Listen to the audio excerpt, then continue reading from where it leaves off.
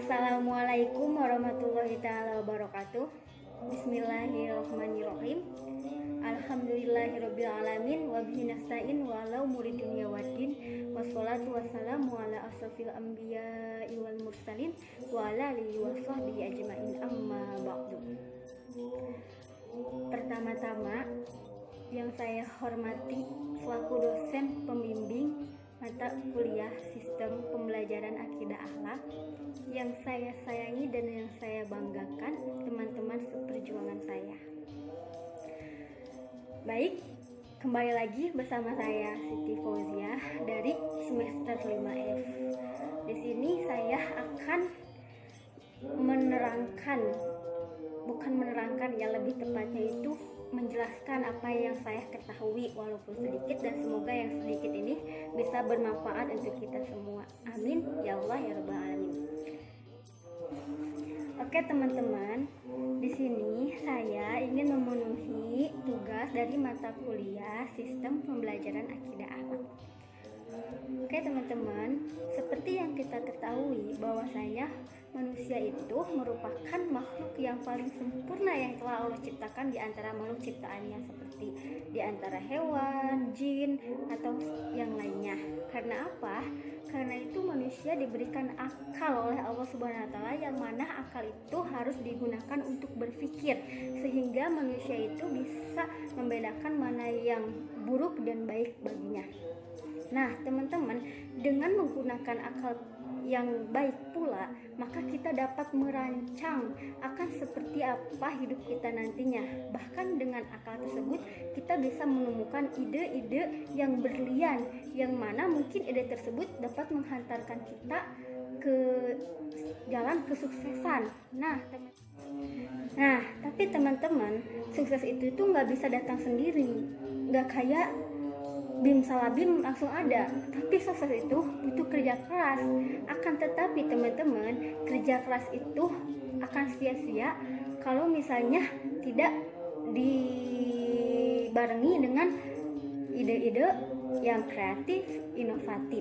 Akan tetapi kalau misalnya cuma kreatif, cuma inovatif, tetapi kita tidak ada usaha, kita tidak produktif, kerjaan kita mager, tapi ide kita numpuk di otak, itu percuma juga teman-teman. Nah, di situ saya bisa menarik kesimpulan bahwasanya kerja keras, kreatif, produktif, dan inovatif itu tidak dapat dipisahkan. Sebab hal tersebut itu saling berkesinambungan dan saling berkaitan. Kalau kita ingin sukses, kalau kita ingin kalau kita itu ingin berjaya lah dalam hal apapun, maka kita itu harus bisa berpikir kreatif, inovatif, dan jangan lupa kita itu harus produktif.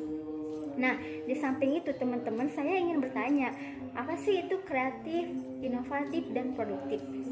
Ya, saya akan menjelaskan satu demi satu dari materi yang akan saya bawa. Ya, kreatif ialah kemampuan seseorang di mana ia mampu untuk menciptakan atau menghasilkan suatu terobosan yang baru yang mana sebelumnya nggak pernah ada, teman-teman. Jadi kreatif itu sesuatu hal yang baru yang belum diciptakan oleh orang lain. Sedangkan inovatif itu sendiri ialah bersifat memperbaharui sesuatu yang sudah ada menjadi sesuatu yang baru, kemudian mereka perkenalkan kepada khalayak ramai. Jadi jangan pernah berpikir bahwa kreatif dan inovatif itu dua hal yang sama ya teman-teman, karena mereka mempunyai perbedaan yang mendasar. Seperti yang saya jelaskan tadi, kalau kreatif itu menciptakan sesuatu yang baru, sedangkan inovatif itu memperbaharui yang sudah ada menjadi yang baru. Adapun produktif ialah suatu kegiatan yang mana kegiatan tersebut dapat menghasilkan sesuatu yang menguntungkan bagi dirinya maupun orang lain. Ya, bisa kita sebut produktif itu orang yang melakukan, sedangkan produksi itu barang atau jasa yang sudah dikeluarkan. Oke teman-teman, berikut ini adalah ayat yang dapat memotivasi kita untuk melakukan perubahan. Nah, sebagaimana yang terkandung dalam surah Al-Ra'd ayat 11 yang berbunyi, A'udzu billahi minasyaitonir rajim. Bismillahirrahmanirrahim. Lahu mu'aqibatum min khalfihi yahfazunahu min amrillah innallaha la yughayyiru ma biqaumin hatta yughayyiru ma bi anfusihim wa idza aradallahu biqaumin su'an fala maraddalah wa ma lahum min dunihi min wal. Shadaqallahul azim al-ayah. Yang artinya bagi manusia ada malaikat-malaikat yang selalu mengikutinya bergiliran di muka dan di belakangnya. Mereka menjaganya atas perintah Allah. Sesungguhnya Allah tidak akan merubah keadaan suatu kaum sehingga mereka merubah keadaan yang ada pada diri mereka sendiri. Dan apabila Allah menghendaki keburukan terhadap suatu kaum, maka tak ada yang dapat menolaknya dan sekali-kali tak ada pelindung selain Dia. Asbabun nuzul dari surah Ar-Ra'd ayat 11 ini masih berhubungan baik dengan ayat sebelumnya ataupun sudahnya, sebagaimana yang diriwayatkan oleh At-Tabrani dan lain-lain yang bersumber dari Ibnu Abbas bahwa Arbad bin Qais dan Amir bin At-Tufail menghadap Rasulullah Shallallahu Alaihi Wasallam di Madinah. Ketika itu Amir berkata, "Hai Muhammad, jabatan apa yang akan engkau berikan kepadaku apabila aku masuk Islam?" Maka Rasulullah menjawab, "Hakmu sama dengan hak kaum muslimin dan kewajibanmu serupa dengan kewajiban mereka." Ia berkata lagi, "Apakah engkau akan menjadikanku pimpinan setelahmu?" Maka Nabi Muhammad menjawab, "Itu bukan urusanmu dan juga bukan urusan kaummu." Nah, ketika itu mereka berdua keluar dan berkatalah Amir kepada Arbad, "Aku akan mengajak bicara Muhammad sehingga ia tidak akan memperhatikan kamu, dan saat itulah kamu penggal lehernya." Setelah beberapa menit kemudian, mereka kembali kepada Rasulullah. Amir berkata, "Hai Muhammad, mari kita bicarakan sesuatu." Maka berdirilah Rasulullah Shallallahu Alaihi Wasallam bersamanya dan bercakap-cakap dengannya. Pada waktu itu, Arbad sudah bersiap-siap memegang hulu pedang untuk mencabutnya. Akan tetapi tangannya tidak berdaya. Rasulullah berpaling dan melihat perbuatannya. Kemudian Rasulullah meninggalkan kedua orang itu, dan mereka pun pulang. Ketika sampai di kampung Arqam, Allah mengirimkan petir untuk menjambar Arbad sampai mati. Nah, peristiwa ini adalah sebab turunnya ayat Ar-Ra'd ayat 8-13 sebagai penegasan bahwa Allah Maha mengetahui atas segala sesuatu, baik itu yang masih di dalam kandungan, dan Maha Kuasa mengatur hidup dan mati makhluknya. Nah, teman-teman, perlu kita garis bawahi dari ayat di atas yang berbunyi, "Innallaha la yughayyiru ma biqaumin hatta yughayyiru ma bi anfusihim." Sesungguhnya Allah itu tidak akan mengubah keadaan suatu kaum sehingga mereka mengubah keadaan yang ada pada diri mereka sendiri. Nah, di sini Allah menekankan la yughayyiru ma biqaumin.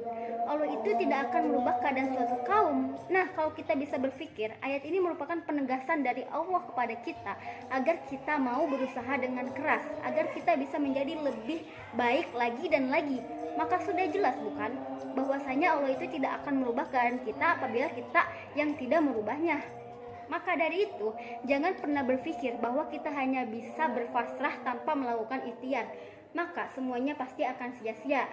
Sebagai contoh nih ya, apabila kita ingin pintar, tapi kita hanya malas-malesan, gak mau berusaha, maunya tiduran dan sebagainya, maka sampai kapanpun kita gak akan menjadi pintar.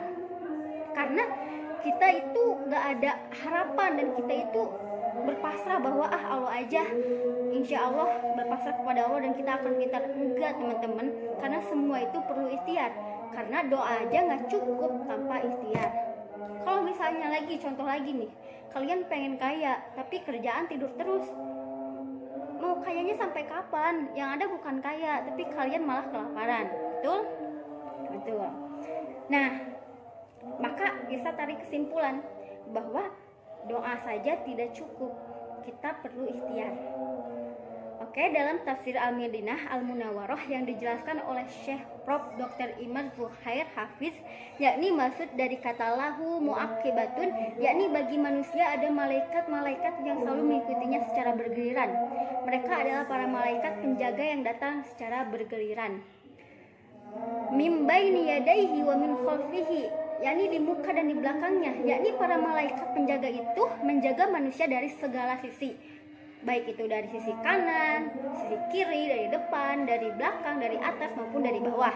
Nah, kemudian yahfazunahu min amrillah, mereka itu menjaga atas perintah Allah, yakni mereka menjaga sesuai dengan perintah Allah dan mereka tidak dapat mencegah takdir Allah. Dikatakan bahwa mereka menjaga manusia dari jin. Dikatakan pula bahwa mereka menjaga manusia dari ketetapan Allah dengan perintahnya. Dan apabila telah datang takdir Allah, maka mereka akan menyingkir secara sendirinya. Summa innallaha la yughayyiru ma biqaumin, sesungguhnya Allah itu tidak akan merubah keadaan suatu kaum, yakni dari keadaan yang penuh nikmat dan kesehatan, hatta yughayyiru ma bi anfusihim, sehingga mereka itu merubah keadaan yang ada pada diri mereka sendiri dengan ketaatan kepada Allah. Maka Allah itu tidak akan mencabut kenikmatan yang Allah berikan kepada hambanya sampai seorang itu merubah kebaikan dari amal soleh menjadi keburukan. Wa iza aradallahu biqaumin su, dan apabila Allah menghendaki keburukan terhadap suatu kaum, yakni kebinasaan dan siksaan, fala maraddalah, maka tak ada yang dapat menolaknya. Maka terdapat pendapat mengatakan maknanya adalah apabila Allah menghendaki keburukan bagi suatu kaum, maka Allah akan membutakan hati mereka sehingga mereka memilih sesuatu yang mendatangkan musibah. Wa ma lahum min dunihi miwal, dan sekali-kali tak ada pelindung bagi mereka selain Dia, yakni yang mengatur urusan mereka dan menjadi pelindung bagi mereka, yang mencegah siksaan yang turun kepada kaum itu hanyalah Allah Subhanahu wa taala. Adapun dalam tafsir yang lain, yakni dalam tafsir Al-Wajiz yang dijelaskan oleh Syekh Prof. Dr. Wahbah Al-Zuhaili menyatakan, baginya, yaitu bagi manusia, ada yang selalu mengikutinya secara bergiliran dari kalangan malaikat, mereka silih berganti dari siang dan malam hari. Kemudian di muka dan di belakangnya mereka menjaganya atas perintah Allah, maksudnya memelihara jasmani dan nyawanya dari setiap orang yang ingin berbuat buruk padanya.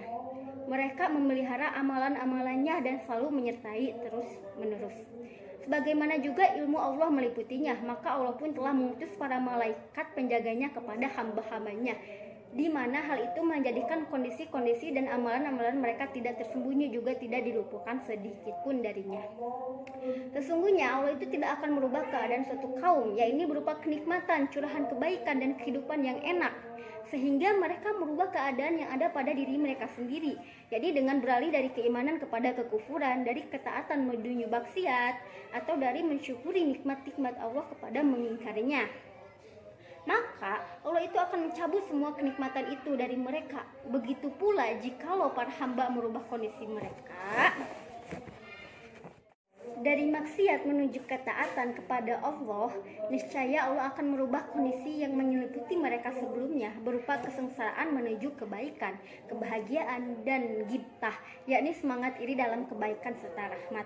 Nah, dan apabila Allah menghendaki keburukan terhadap suatu kaum, yakni berupa siksa, perkara yang berat, serta hal yang mereka benci, maka sungguhnya kehendaknya pasti terlaksana pada mereka, karena tidak ada yang dapat menolaknya, tidak ada seorang pun yang mampu menghindarkan mereka darinya, dan sekali-kali tak ada pelindung bagi mereka selain Dia, yakni menanggapi urusan-urusan mereka, mendatangkan hal-hal yang disukai bagi mereka, dan menyingkirkan hal-hal yang dibenci mereka. Maka hendaklah mereka berhati-hati agar tidak berkutat pada perkara-perkara yang dibenci oleh Allah Subhanahu wa taala, karena dikhawatirkan siksa Allah akan menimpa mereka yang tidak bisa ditolak dari kaum yang telah berbuat jahat. Nah, teman-teman, ayat ini menjadi ayat motivasi untuk kaum muslimin agar kita mau bekerja keras untuk merubah keadaan kita sendiri dengan tangan kita sendiri, dan tentunya tidak melupakan bahwa apapun yang terjadi kepada kita tentunya tidak terlepas dari kehendak Allah Subhanahu wa taala. Maka ada baiknya sifat kreatif, inovatif dan produktif itu tentunya harus dimiliki oleh setiap muslim agar umat kita itu bisa maju dan berkembang pesat, sehingga enggak menutup kemungkinan ya teman-teman bahwa kita bisa mengikuti jejak kaum muslimin terdahulu yang mampu mencapai masa keemasan pada periode kepemimpinan Harun ar-Rasyid pada masa Bani Abbasiyah. Saya pun di sini mempunyai sebuah hikayah tentang sahabat Nabi, yakni Amirul Mukminin Umar bin Khattab radhiyallahu anhu. Ketika itu, dalam peperangan yang dimenangkan umat Islam dan memperoleh harta rampasan perang dan tawanan dari musuh yang dikalahkan. Seperti yang kita tahu bahwasanya cerita dari perang Badar yang saat itu kaum muslimin itu perang melawan kaum kafir berbanding terbalik jumlahnya. Saat itu kaum musyrikin itu 3.000 dan kaum muslimin hanya 1.000. Akan tetapi yang 1.000 ini berkhianat 300 orang, maka jumlahnya 700. Tetapi ajaibnya, karena Allah melindungi kaum muslimin, maka yang 700 orang ini bisa mengalahkan yang 3.000 orang. Nah, maka setelah perang usai, maka kaum muslimin mendapatkan harta ghanimah atau rampasan perang dan tawanan pula. Maka ketika itu berkumpullah Nabi bersama para sahabatnya termasuk Umar untuk memutuskan apa yang akan dilakukan kepada para tawanan tersebut. Nah, beberapa para sahabat mengajukan pendapat supaya dibunuh saja para tawanan itu karena mereka musuh Allah. Namun usul itu berbeda diajukan oleh Umar, yaitu para tawanan ini pandai membaca dan menulis. Sedangkan pada saat itu umat Islam ada yang belum pandai baca dan tulis, maka dijadikan saja mereka guru dalam baca tulis. Kata Umar kepada para sahabat dan Nabi Muhammad SAW. Nah, apabila mereka sudah bisa mengajari 10 anak muslim agar mereka bisa pandai membaca dan menulis, maka mereka bisa dikembalikan ke keluarganya. Nah, akhirnya Nabi Muhammad SAW menerima usulan yang diberikan oleh Umar bin Khattab. Nah, Umar menjadi contoh bagaimana berpadunya seorang yang beriman sekaligus cerdas, mendayagunakan akal dan berpikir jernih berdasarkan ilmu pengetahuan atau intelektual. Intelektual Umar berujung pada keberanian mengemukakan pendapat atau ide dan melakukan yang sebelumnya tidak dicontohkan Nabi, dan ini merupakan bagian dari sifat kreatif dan inovatif yang dimiliki oleh Umar bin Khattab radhiyallahu anhu. Baik teman-teman, mungkin cukup sekian dari saya. Apabila ada kekurangan saya mohon maaf karena saya pun dalam tahap pembelajaran.